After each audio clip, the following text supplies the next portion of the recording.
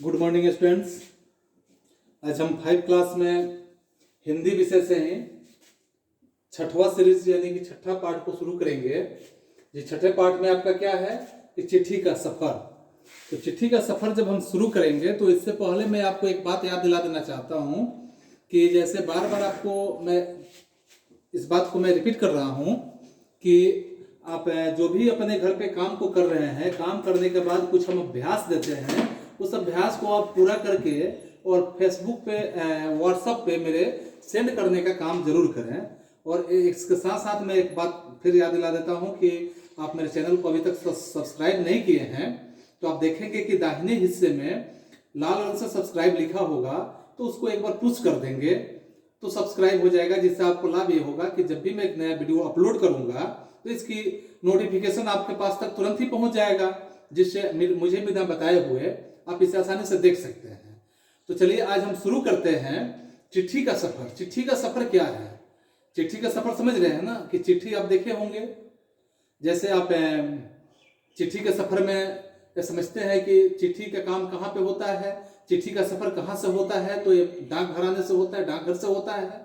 तो डाकघर से जब चिट्ठी भेजे जाते हैं, जब भी हम चिट्ठी भेजना चाहते हैं तो हम जाकर पोस्ट ऑफिस में डाकघर में चिट्ठी डालते हैं, वो अपने गंतव्य तक पहुंच जाता है।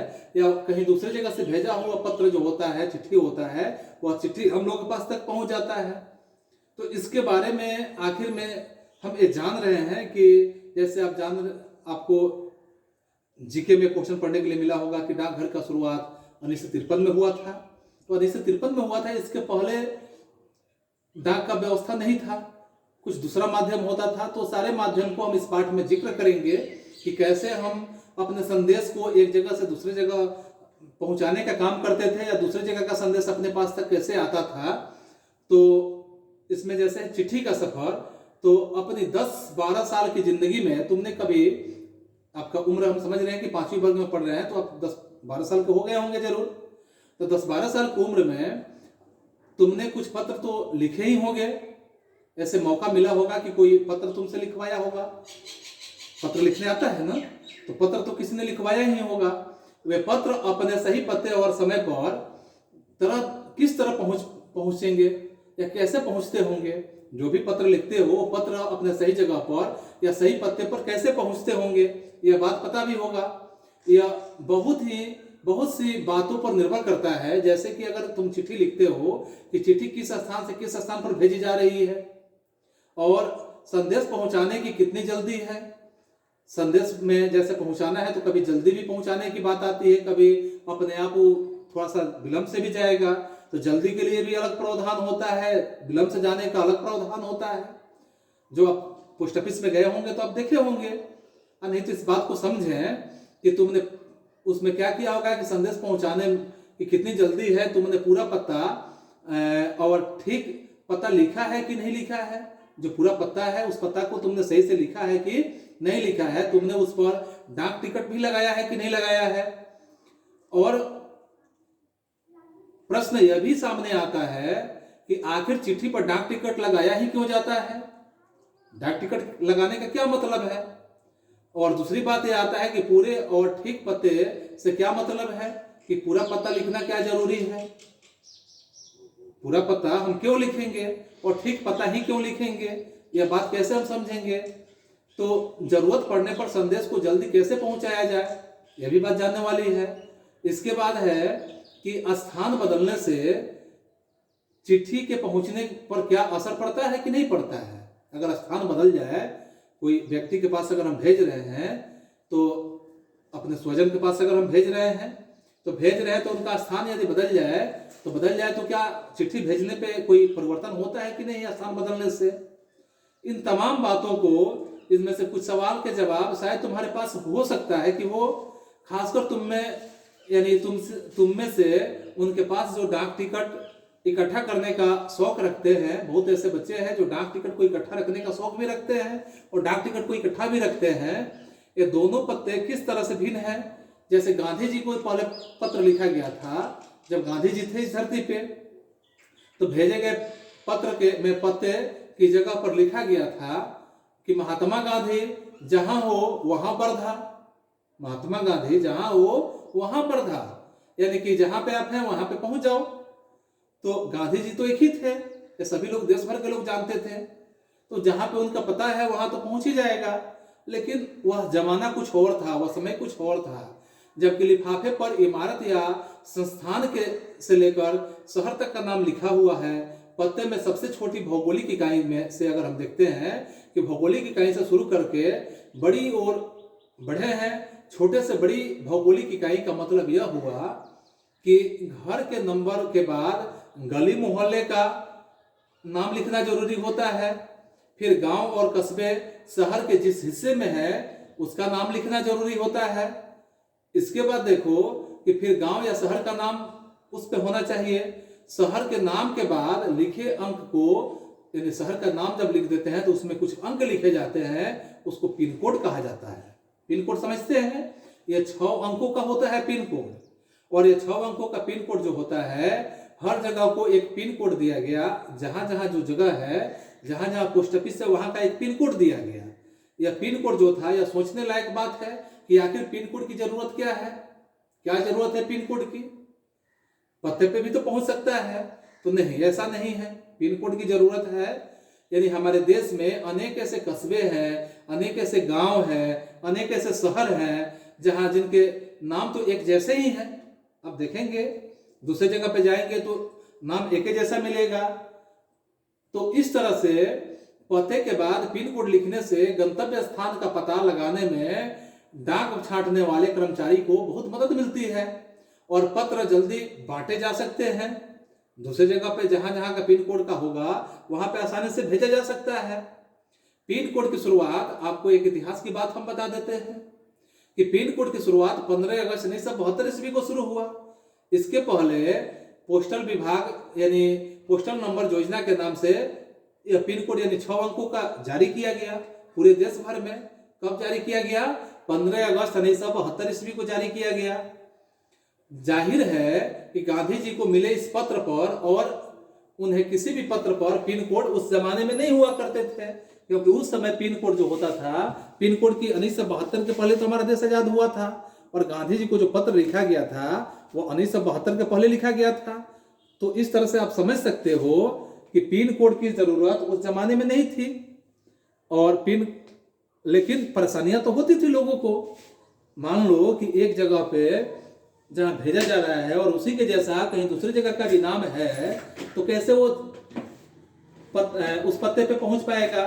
एक ही जिला में एक ही नाम के कई गांव हो जाते हैं, तो उस जिला में अब गांव के रूप में ये देखा जा सकता है कि किस गांव में भेजना है, तो पोस्टल कोड के माध्यम से भेजा जा सकता है आज के दौर में। यानी इसका इस्तेमाल गांधी जी के समय में नहीं हुआ था।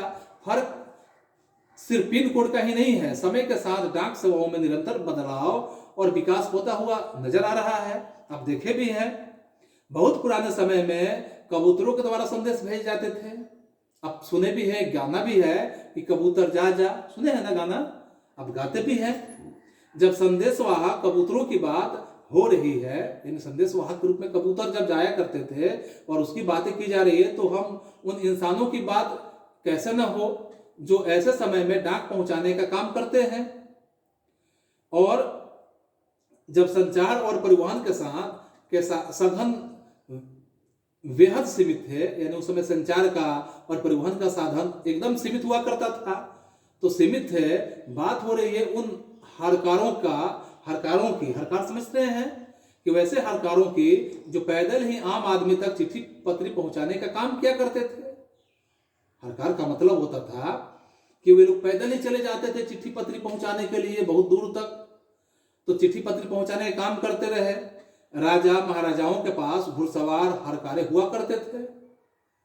राजा और महाराजा के पास कैसे हरकारे होते थे? तो घुड़सवार होते थे, वो घोड़े पे चढ़ के जाते थे। लंबी दूरी तक जाना हो, किसी दूसरे राजा के यहाँ कोई संदेश पहुंचाना हो, तो घुड़सवार हरकारे वहां जाते थे। और इस तरह से हरकारों को न सिर्फ हर तरह की जगहों पर पहुंचना होता था, बल्कि डाक की रक्षा भी करनी होती थी। ये सिर्फ पहुंचना ही काम नहीं होता था, जो लेके जाते थे पहुंचाने के लिए, उसकी सुरक्षा करना भी उनका दायित्व होता था। डाकू होते थे, लुटेरे होते थे, या जगह पर या जंगली जानवर की चपेट में आने पर क्या होता था, ऐसे जंगली जानवर के चपेट में आने का डर हमेशा बना ही रहता था। क्योंकि मान लो कि कोई व्यक्ति घोड़े से ही जा रहा हो, बीच में जंगली जानवर कोई मिल जाए, क्योंकि न आबादी इतनी थी और न इतने सघन कहीं घना बस्ती था, तो इस तरह से उन लोगों को जंगली क्षेत्र से भी होके जाना पड़ता था, तो जानवरों से भी खतरा बना रहता था। आज भी भारतीय डाक सेवा दुर्गम और पहाड़ी इलाकों पर डाक पहुंचाने के लिए हरकारों पर ही निर्भर है। हरकारों के माध्यम से ही जो दुर्गम जगह है वहां पे भेज जाते हैं। सेवा दुर्गम और पहाड़ी इलाकों तक डाक पहुंचाने के लिए हरकारों पर निर्भर करती है। जम्मू कश्मीर देख लीजिए, जम्मू कश्मीर के लद्दाख और खंड में पद्दम यानी जंस्कार जिसे कहा जाता है, जैसी कई जगह है जहां हरकारे जो होते डाक पहुंचाने का काम करते थे। आजकल तो संदेश भेजने के नए नए और तेज साधन आसानी से उपलब्ध हो गए हैं। जो संदेश आज भेज जा रहे हैं बहुत आसानी से और बहुत जल्दी भेज जा रहे हैं। डाक बांटने में हवाई जहाज, डाक पहुंचाने में हवाई जहाज का भी इस्तेमाल हो रहा है।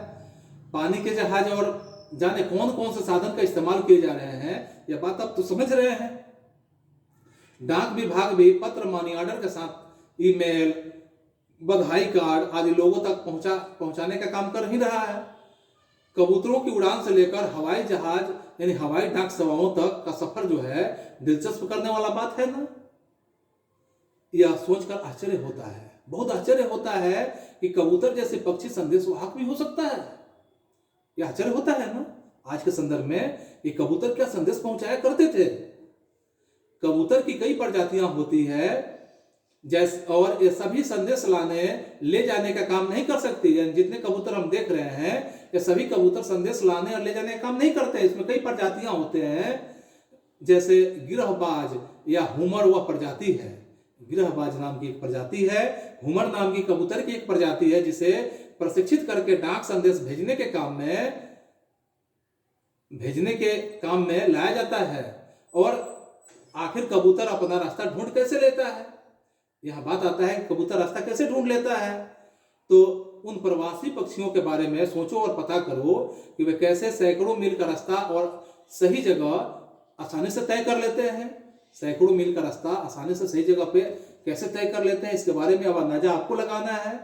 चलिए अब हम कुछ बातों को बताते हैं। जैसे एक ऐसे राज्य जिसका नाम उड़ीसा है, उड़ीसा जैसे राज्य के बारे में आपको हम बता रहे हैं कि उड़ीसा पुलिस खास तौर पर हुमर कबूतरों का इस्तेमाल राज्य के कई दुर्गम इलाकों में संदेश पहुंचाने के लिए कर रही है। आज के संदर्भ में भी कानून व्यवस्था संकट और अन्य मौके पर संदेश के लिए ये कबूतर बहुत ही उपयोगी साबित हुए हैं।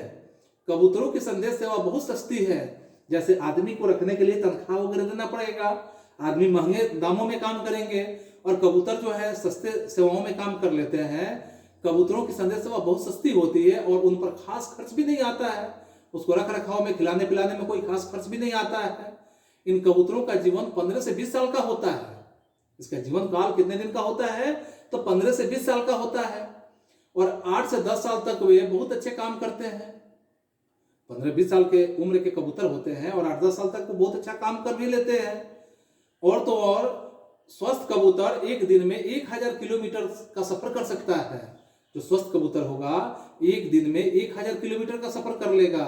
और इसके साथ यदि कोई महत्वपूर्ण संदेश पहुंचाना हो तो 2 कबूतर को भेजा जाता है। कोई महत्वपूर्ण संदेश अगर भेजना हो तो कितने कबूतर को भेजा जाता है, 2 कबूतर को भेजा जाता है, ताकि बाज के हमले जैसी अनहोनी स्थिति में भी दूसरा कबूतर संदेश तो आसानी से पहुंचा ही देगा। शायद यह पढ़कर तुम एक ऐसे कबूतर की कहानी पढ़ना चाहो जो दूसरे विश्व युद्ध में संदेश पहुंचाता था। जो द्वितीय विश्व युद्ध कब से कब तक हुआ था बच्चों, 1939 से लेकर 1945 में हुआ था। और इस द्वितीय विश्व युद्ध में अब समझिए 1939-45 में, और इस दौर में कबूतर का प्रयोग होता था। दूसरे विश्व युद्ध में संदेश पहुंचाता था। इस कबूतर की कहानी नेशनल बुक ट्रस्ट में से अंग्रेजी में छपी एक किताब में दी गई है, और किताब का नाम है ग्रेनेक। किताब का क्या नाम है, ग्रेनेक, जो कि इस किताब के हीरो का भी नाम है। अगर तुम उस किताब में जो हीरो है उस हीरो का नाम ग्रेनेक ही है। अगर तुम हिंदी में पढ़ना चाहते हो तो क्यों national book trust of India को है ना पत्र लिखो कि ये किताब को हिंदी में भी छापे। यह रहा वहां का पता, मैं पता भी आपको बता देता हूं कि आप चाहे तो वहां पत्र लिखकर आप उनको सुझाव दे सकते हैं कि हिंदी में भी छापे, ताकि आप किताब आसानी से पढ़ सकें। यानी कि वहां का पता है कि नेहरू भवन 5 इंस्टीट्यूशनल एरिया फेस 11 बसंत कुंज नई दिल्ली 110070, यानी वहां का पता है जहां पे ये नेशनल बुक जो होते हैं पब्लिश होते हैं। तो इस तरह से बच्चों ये कहानी आपकी समाप्त होती है, और इस कहानी के साथ आप कुछ बातों को समझेंगे और कुछ बातों में आप यह समझेंगे कि आपको कुछ होमवर्क भी दिए जा रहे हैं, और इस होमवर्क को आप घर से करके, जैसे मैं बार बार बता रहा हूं एक ही बात आप लोगों को, कि जब भी आप अपना काम कर लेते हैं तो काम करने के बाद आप उसका एक फोटो खींचे, फोटो खींच के मेरे व्हाट्सएप नंबर पर भेजें, ताकि हम समझ सके कि आप बना रहे हैं। नहीं तो क्या पता कि आप घर पे बना भी रहे हैं, खाली बस कहानी सुन के चुप हो जा रहे हैं। तो देखिए चिट्ठी पत्री में आपका चिट्ठी पत्री के रूप में, जैसे गांधी जी को सिर्फ क्वेश्चन नंबर 1 है कि गांधी जी को सिर्फ उनके नाम और देश के नाम के सहारे पत्र कैसे पहुंच गया होगा। बात समझ रहे हैं ना, कि गांधी जी को सिर्फ उनके नाम और देश के नाम के सहारे पत्र कैसे पहुंच गया होगा। दूसरा प्रश्न है कि अगर एक पत्र में पते के साथ किसी का नाम न हो, माने पते में उसका नाम न हो, तो क्या पत्र ठीक जगह पर पहुंच जाएगा? क्या सही जगह पर पहुंच जाएगा? यदि हाँ तो, और नहीं तो भी बात लिखना है। तीसरा प्रश्न नोट करिए कि नाम न होने से क्या समस्याएं आ सकती है। अगर पते पर नाम नहीं हो तो क्या क्या समस्या आ सकती है, आप बताएंगे उत्तर के माध्यम से। चौथा प्रश्न है कि पैदल हरकारों को किस तरह की दिक्कतों का सामना करना पड़ता होगा। पैदल हरकारों को किस तरह के दिक्कतों का सामना करना पड़ता होगा। और पांचवें प्रश्न है कि अगर तुम किसी को पत्र लिख रहे हो तो पते में यह जानकारी किस क्रम में लिखोगे। गली, मोहल्ला का नाम, घर का नंबर, राज्य का नाम, खंड का नाम, कस्बे, शहर, गांव का नाम और जनपद का नाम, और उसके साथ कैसे उसका जो पोस्टल कोड नंबर है उसको लिखोगे। कैसे लिखोगे? एक जगह अपना पता के रूप में लिखकर और उसका उत्तर के रूप में मुझे भेजोगे। ठीक है। छठा प्रश्न है कि अपने घर पर कोई पुराना या नया पत्र ढूंढो। कोई पुराना पत्र हो, उसे देखकर नीचे लिखे प्रश्नों का जवाब लिखो। अगर पत्र जो है उस पत्र को पढ़ो और उस पर जो दिया गया पत्र है उस पत्र का जवाब तुम अपने से लिखो। यानी और इसमें क नंबर में बताओ कि पत्र किसने लिखा, ख नंबर में लिखो पत्र किसे लिखा, ग नंबर में लिखो किस तारीख को लिखा, और घ नंबर में लिखो यह पत्र किस डाकघर में तथा किस तारीख को पहुंची, और अंग में लिखो यह उत्तर तुम्हें कैसे पता चला। यह उत्तर तुम्हें कैसे पता चला। इसके बाद सातवें प्रश्न है कि सातवें प्रश्न में है कि चिट्ठी भेजने के लिए आमतौर पर पोस्ट कार्ड, अंतर्देशीय पत्र या लिफाफा इस्तेमाल किया जाता है। डाकघर जाकर इसका मूल्य पता करके लिखो। डाकघर के माध्यम से तुम इसका मूल्य पता करो, या तुम्हें पता भी है कि पोस्ट कार्ड का मूल्य कितना है, अंतर्देशीय पत्र का मूल्य कितना है और लिफाफा का मूल्य कितना है। ठीक है। इतने प्रश्न को आप करके आप उसका फोटो खींचकर मेरे व्हाट्सएप पर जरूर सेंड करेंगे, ताकि मैं देख सकूं कि आप जो कविता जो कहानी सुनते हैं, खाली सुन के आप रह जाते हैं कि उस पर कोई काम भी करते हैं। आज के लिए बच्चों आपका क्लास यहीं पे स्थगित होता है। फिर हम मिलेंगे अगले क्लास में। तब तक बच्चों बाय।